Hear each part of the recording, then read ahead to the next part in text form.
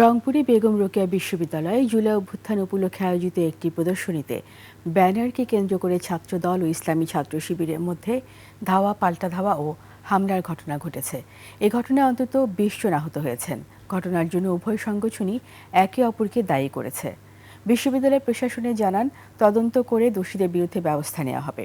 রংপুর বিভাগীয় প্রতিনিধি লিয়াকত আলী বাদলের তথ্য ভিডিওতে জানাচ্ছেন মনোয়ার হোসাইন।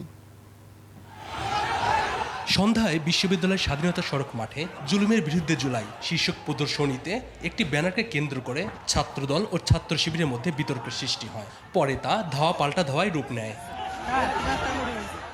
ছাত্র শিবিরের অভিযোগ, কর্মসূচি পণ্ড করতে ছাত্রদলের নেতাকর্মীরা হামলা চালিয়ে তাদের কয়েকজনকে মারধর করেন। অন্যদিকে ছাত্রদলের দাবি, আপত্তিকর ব্যানার সরানোর কথা বলতেই শিবিরের কর্মীরা হামলা চালায়। ঘটনার এক পর্যায়ে ভাঙা ইট নিয়ে আসাকে কেন্দ্র করে নতুন করে উত্তেজনা ছড়িয়ে পড়ে। পাল্টাপাল্টি স্লোগান দেয়, হয় ধাওয়া পাল্টা ধাওয়া ও সংঘর্ষ। পরিস্থিতি নিয়ন্ত্রণে ঘটনাস্থলে যান বিশ্ববিদ্যালয়ের প্রক্টর। পরে পরিস্থিতি স্বাভাবিক হয় এবং বিশ্ববিদ্যালয় থেকে আমরা একটা সবার সাথে আবার পরবর্তী বসে একটা তদন্তের মাধ্যমে একটা সুনির্দিষ্ট ব্যবস্থা গ্রহণ করবো ইনশাআল্লাহ। বিশ্ববিদ্যালয় প্রশাসন জানায়, উভয় পক্ষের সঙ্গে আলোচনা করে পরিস্থিতি সমাধানের উদ্যোগ নেওয়া হয়। তবে ক্যাম্পাসে এখনো উত্তেজনা বিরাজ করছে। মনোয়ার হোসাইন, ২১ টেলিভিশন।